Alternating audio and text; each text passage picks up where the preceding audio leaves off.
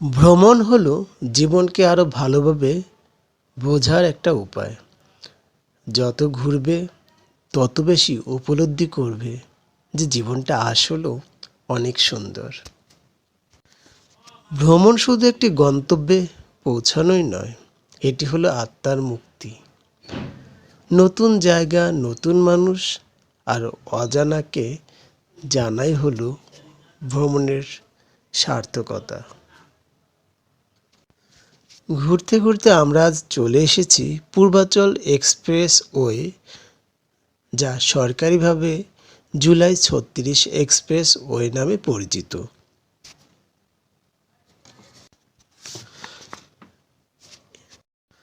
ঢাকায় অবস্থিত ১২.৫ কিলোমিটার দৈর্ঘ্য বিশিষ্ট একটি ৮ লেন প্রশস্ত এভিনিউ এক্সপ্রেসওয়ে।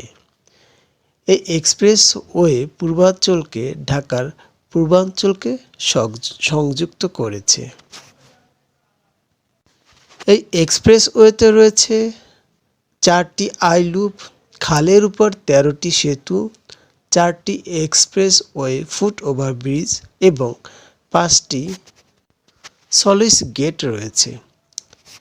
একটি পাম্প হাউস ছাড়াও ১২টি ওয়াটার বাস স্টপ এবং একটি ৪.৮ কিলোমিটার স্টর্ম সুয়ার লাইন নির্মাণ করা হবে। সংশোধিত নকশায় ২৩৫ ফিট হলেও কুড়িল থেকে কাঞ্চন ব্রিজ পর্যন্ত ১২.৫ কিলোমিটার দীর্ঘ এক্সপ্রেসওয়েটি এখনও আগের নামেই পরিচিত। মূলত প্রস্থ বরাবর ৩০০ ফিট সড়ক নির্মাণ প্রকল্পের সূচনা লগ্ন থেকেই ৩০০ ফিট নামটি বহুত প্রশংসিত হয়। এই পথে দ্রুতগামী যানবাহনগুলো ঢাকার বাইরে থেকেও আসা যাওয়া করে। ব্যস্ত জীবনের সব ক্লান্তি ভুলে যাওয়ার জন্য খালের দুই পাশে পায়ে হাঁটা পথে কিছুটা সময় যথেষ্ট। এমনকি নিরাপত্তার দেয়ালগুলো যেন নিজেদের মতো করে শোভাবর্ধনের কাজে অংশ নিচ্ছে। সড়কের দুই পাশ জুড়ে রয়েছে সারিবদ্ধ লাইট পোস্ট। রাস্তার মাঝ দিয়ে রয়েছে সারি সারি ফুলের গাছ। এই ফুলের গাছগুলো এই এক্সপ্রেসওয়ের সৌন্দর্যটাকে আরও অনেকখানি বাড়িয়ে তুলেছে।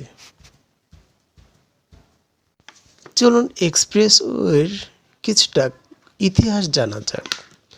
পূর্বাচল নতুন শহরের জন্য উন্নয়ন প্রকল্প প্রস্তাব ২০০৫ সালে পাস হয়।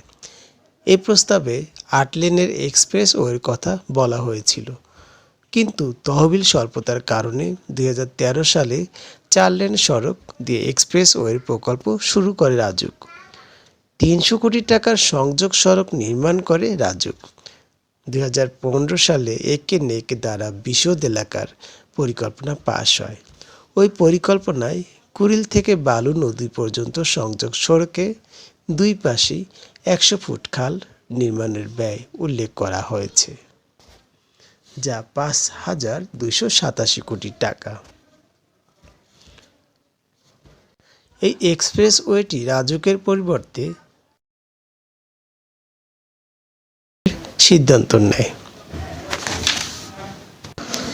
৩০০ ফিট ঘুরতে যাওয়াটা খুবই একটা চমৎকার জায়গা ঢাকার ভিতরে, কারণ এখানে কোনো পাহাড়ি পথ নাই যে পা পিছলে পড়ে যাবে। এমনকি জোয়ার ভাটা বা জঙ্গলেরও কোনো আশঙ্কা নেই।